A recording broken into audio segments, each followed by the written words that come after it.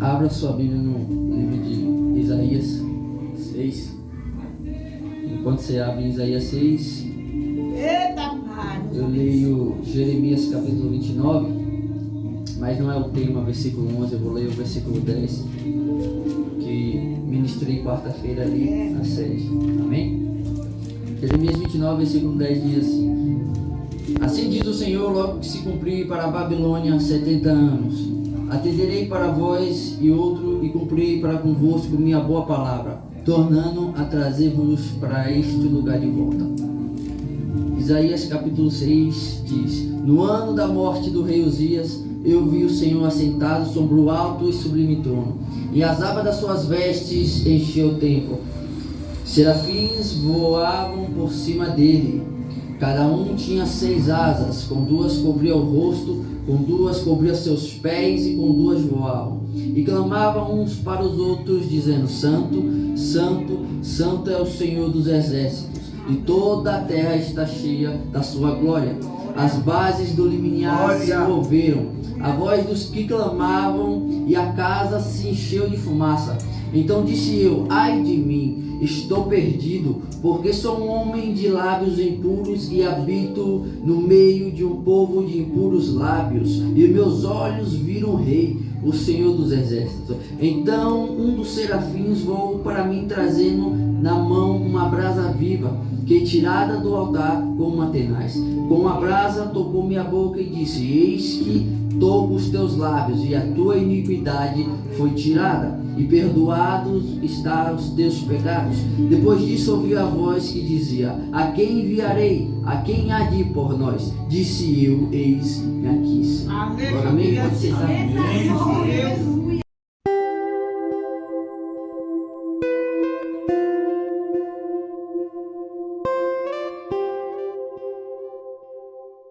Jeremias capítulo 29 vai nos revelar, versículo 10, que é o tema da campanha, que Israel está passando por uma crise, e essa crise é de desobediência, e quando essa crise chega, Israel ela é tomada, Israel ela é destruída. Então o rei Nabucodonosor, ele pega aquele povo, os cativos, pega aqueles povos de bens maiores e leva para a Babilônia, uma terra estranha. Mas eu não quero entrar em Jeremias 29, e sim em Isaías capítulo 6. Jeremias capítulo 29 nos revela que depois que o povo está exiliado, Deus ele fala ao profeta Jeremias dizendo: vai levar uma carta para o meu povo exiliado na Babilônia. Então essa carta dizia: olha, eu vos visitareis e vou cumprir minha promessa em trazer-vos de volta para a casa de Israel. Mas capítulo 6 de Isaías vai falar que Isaías está agora no palácio, está servindo ao rei.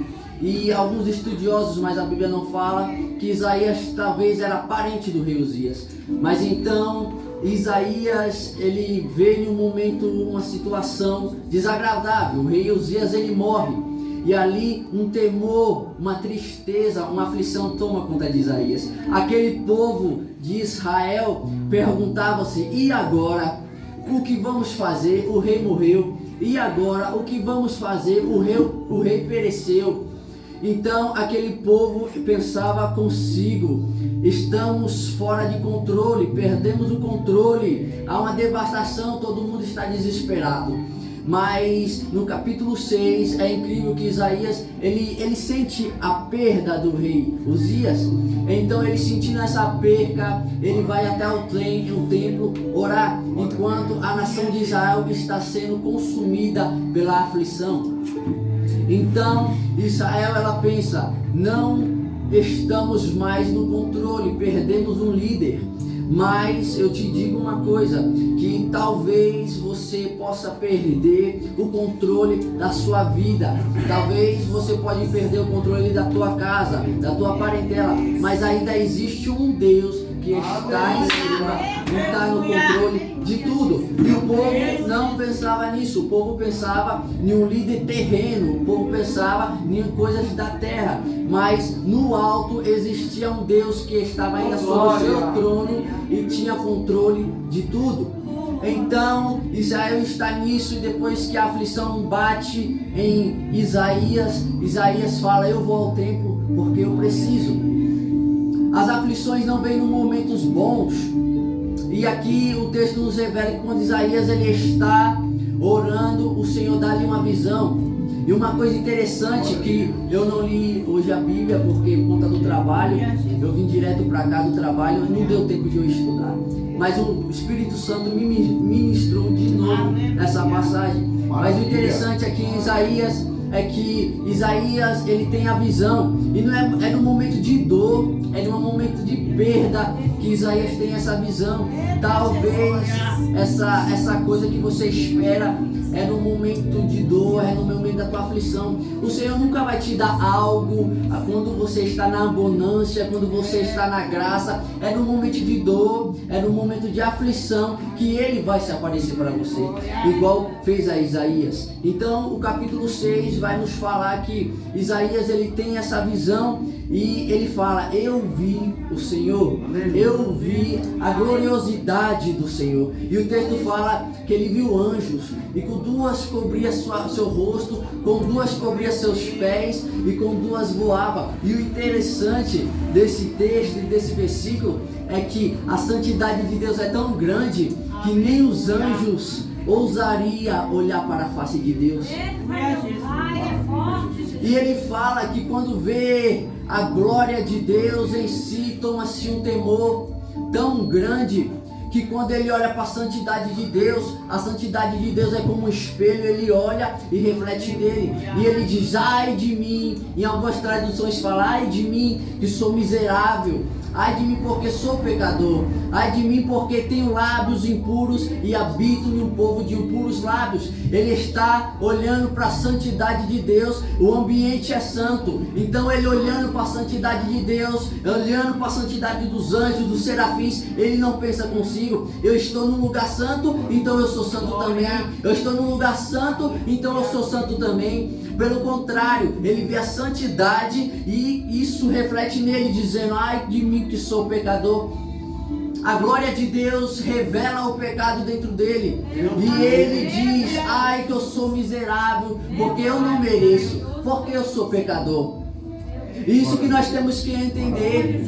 No lugar de santidade, no lugar do templo, aqui não tem muitas pessoas, mas a Bíblia fala que tem 1, 2 ou 3, ele está no lugar do templo, no lugar de adoração, aonde a presença de Deus é feita. Não há outra coisa a não ser adorar. Na igreja ninguém é santo mais santo que ninguém. Ninguém é santo mais santo que ninguém. E nos dias de hoje já é isso muito na igreja: eu sou mais santo que fulano.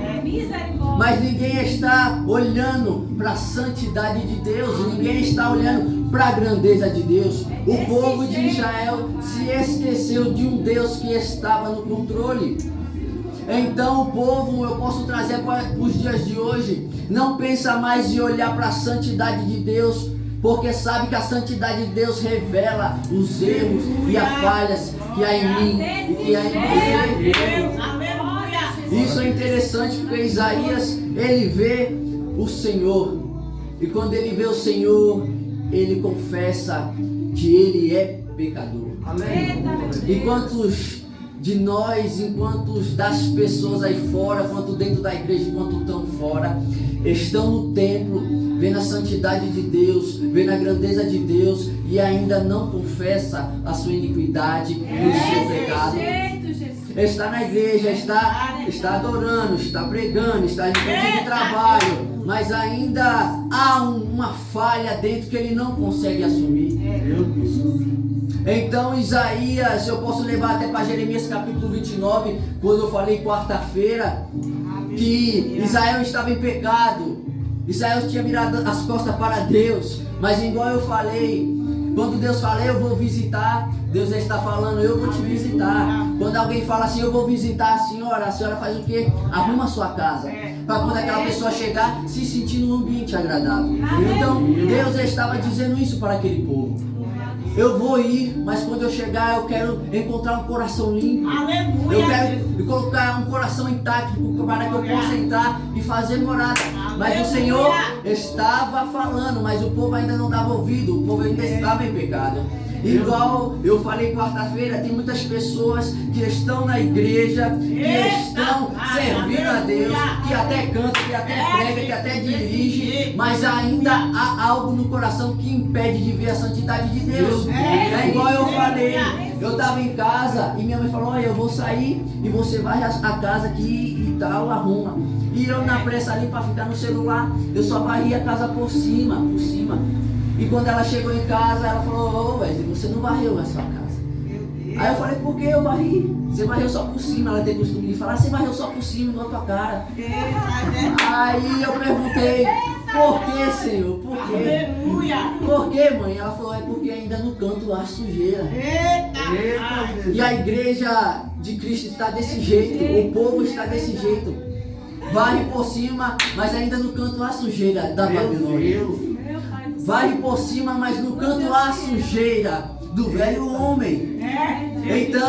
Então Israel estava em pecado e achando que só porque cantava, só porque pregava, só porque dirigia, achava que Deus não estava vendo aquele sujeira no canto. Meu Deus, é verdade. Então voltando para Isaías ele vê o Senhor e quando ele vê o Senhor ele confessa o seu pecado. E o Senhor no versículo, se eu não me engano 8, fala, a quem enviarei? A quem de enviar as nações? Ontem foi culto de missão e eu achei muito interessante uma coisa. Ela citou esse versículo que já estava no meu coração há semanas. E uma coisa que o Espírito ministrou em meu coração foi: se nós fala que estamos disponíveis para Deus, estamos disponíveis para Deus. Com certeza, há quantos de nós não estamos disponíveis para Deus? Mas o interessante de Isaías é que ele fala, eis-me aqui. Mas antes de ele falar eis-me aqui, ele se apresenta como um pecador. Meu Deus. Mas eu não sei para quem é essa palavra, mas quando eu orava ali, o Espírito Santo falava muito forte em meu coração. Como você está diante de Deus essa noite? Como você está diante do grande, do poderoso nessa noite? Como está teu coração diante dele essa noite? No capítulo 8 ele fala, eis-me aqui, Senhor. Israel não reconhece a grandeza de Deus. E o problema de nós hoje é isso, não reconhecer quem é Deus. Não reconhecer quem é Deus. É só um Deus que faz? Não. Tem muita gente que anda, que fala de Deus, mas não sabe quem é Deus. É igual eu falei, Jesus ele tinha as 12. Os 12 andavam com ele, comia com ele, falava com ele, orava com ele, mas alguns não conheciam ele. E é bem desse jeito que estamos nos dias de hoje. Tem pessoas que pregam, canta, fala, mas não conhecem o verdadeiro Jesus. Meu Deus. Tem um Deus querendo se revelar. Tem um Deus querendo te levar para o sobrenatural, mas ainda há iniquidade no seu coração. Tem um Deus que quer te dar visões de coisas grandes, mas ainda há iniquidade no seu coração. Tem coisas que Deus quer te levantar, quer levantar você para um ministério maior, por algo maior, mas ainda tem algo que atrapalha no seu coração. Então no versículo 8 ele fala, eis-me aqui, Senhor. Mas antes de ele falar eis-me aqui, ele diz que antes, quando ele confessa, a Bíblia fala que vem um anjo com um atenaz e toca nos lábios. E um homem de impuros lábios é um homem de coração impuro também. E quando esse anjo toca, a Bíblia brinca e fala, seus pecados estão perdoados. Mesmo ele falho, o Senhor sabia o coração de Isaías. Por isso que ele dá essa visão a Isaías. Porque se Isaías estava em pecado, se Isaías era impuro, por que ele teria essa visão? O Senhor, ele conhece o coração de cada um. É igual foi falado no monte pelo missionário Eto. As más conversações corrompem os bons costumes. Aleluia. E é isso que está Eita, pai. acontecendo Aleluia. ao povo de hoje. Aleluia, Jesus. As más conversações corrompem os bons costumes. Você pode estar até no caminho bom, mas às vezes tem uma amizade que te corrompe. Aleluia. Às vezes você pode estar até no caminho bom, mas tem umas conversas no WhatsApp que até te corrompe. Você pode até no caminho bom, mas tem coisas no coração que ainda te corrompe. Veio para Cristo, vim, aceitei a Jesus. Mas as más conversações ainda habitam. O velho homem ainda habita. Meu Deus. Aceitei a Jesus, sou um homem novo. Mas o que adianta aceitar Jesus e o coração ainda desejar coisas da Babilônia? Misericórdia, Jesus. Verdade. Então, no versículo 8 do capítulo 6, Isaías diz: eis-me aqui, envia-me a mim. Ontem foi culto de missões. E ela falou esse versículo que mexeu comigo e o Espírito falou. Antes de te enviar, antes de ele te enviar, primeiro ele vai te tratar. Eita, glória. Antes de ele te levar, primeiro ele vai te tratar. Desse jeito. Igual Jeremias, se eu não me engano, capítulo 38, que fala do vaso. 18. Aleluia, Jesus. Um vaso não vai para a prateleira de uma hora para outra. Primeiro, ele tem que moldar. Primeiro, ele tem que quebrar. Primeiro, ele tem que fazer os detalhes que está faltando. É desse jeito. Não vai de uma hora para outra. A palavra veio a Jeremias: desce a olaria, Eita. que lá eu farei ouvir minhas palavras. Tem gente que nunca escutou a voz de Deus. Por quê? Porque não desce. Até prega, até canta, até ministra, até dirige, mas nunca ouviu a voz de Deus, porque não desce na oração. E o fundamento da palavra, o que a palavra nos ensina, é oração. Não há outra coisa sem ser oração. Não tem como você ser levantado sem oração. Não tem como Deus restaurar a tua vida em oração, sem oração. A base da Bíblia e o que o Senhor nos ensina, e que ensina Jeremias capítulo 18, é oração. É você descer para ouvir a voz dele. Aleluia. E quando ele fala: eis-me aqui, Senhor, eu penso comigo, primeiro o Senhor teve que tratar Isaías. Primeiro o Senhor ainda teve que tirar a iniquidade de Isaías. Aí muitos se perguntam: por que o Senhor não me levantou ainda? Por que o Senhor não me deu um cargo ainda? Por que o Senhor não fez isso? Por que não fez aquilo? Porque o Senhor ainda está te tratando. Eita, glória. Porque o Senhor ainda está te tratando. Tem uns vasos que é bem furado. Meu Deus. A unção desce e às vezes vaza. Eita, glória. E o Senhor tem que tampar esses buracos. Mas ele não tampa não. Quando o vaso está furado, ele não tampa. Ele faz atacar no chão para quebrar, para abrir ele de novo, para depois não vazar. O que adianta ele descer com a unção na sua vida e ir embora? É desse jeito. Então, em Isaías, ele fala: eis-me aqui, eu já vou terminar. Aleluia, Jesus. Mas antes de ele falar eis-me aqui, o Senhor teve que ter um tratar com ele.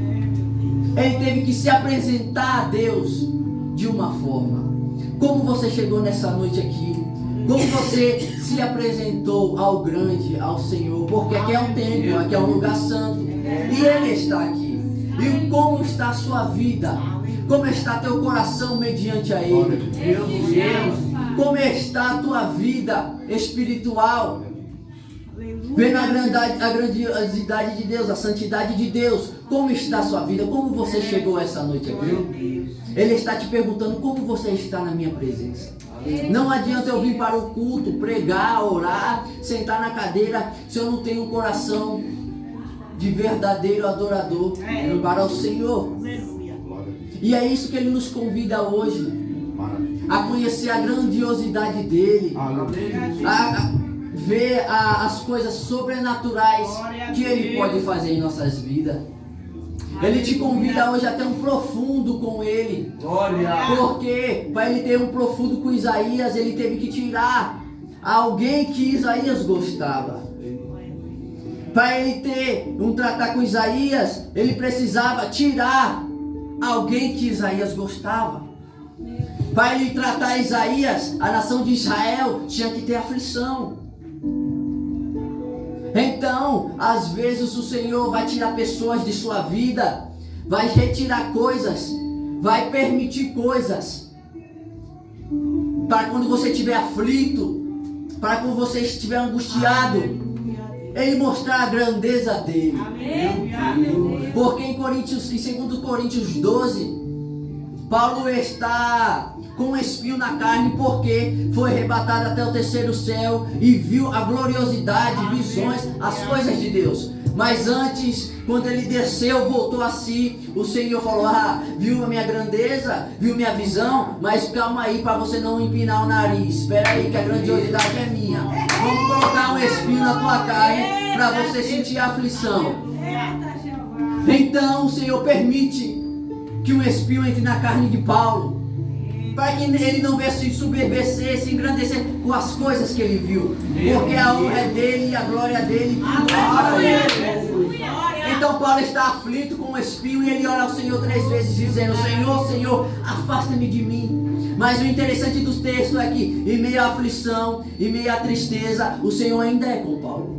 Em meio à sua angústia, em meio a esse problema, esse deserto, esse mar, o Senhor ainda é contigo. Glória. E isso, Coríntios 12 nos revela que quando Paulo está aflito, ele fala: calma, Paulo, a minha graça te basta. Te basta.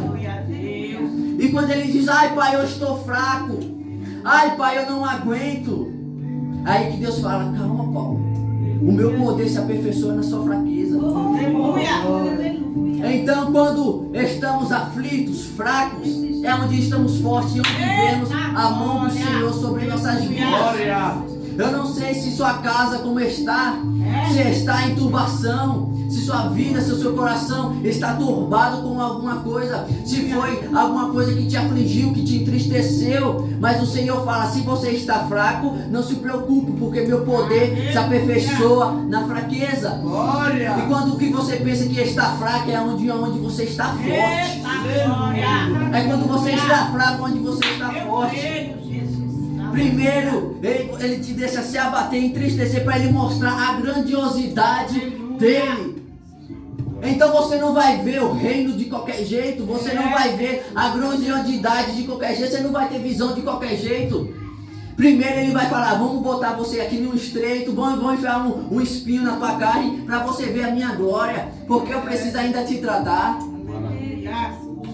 Então quando está fraco, é onde o poder de Deus demonstra, aonde Ele move a mão por você, é aonde Ele está ao seu lado, é no meio da fraqueza, é no meio da tristeza, é no meio do desânimo, é aonde Ele está ao nosso lado. Mas a pergunta do Senhor essa noite, eu já encerro aqui, é: como você chegou aqui essa noite? Meu Deus. Como você está diante da presença do Todo-Glorioso? Examine-se um homem a si mesmo. Examine-se você aí. Como você está diante de Deus nessa noite? Ele quer fazer grandes coisas. Obrigado, Jesus. Mas primeiro examine-se a si mesmo. E depois de se examinar, olhe para Ele e confesse. Porque grandes coisas Ele fará em nosso meio, amém?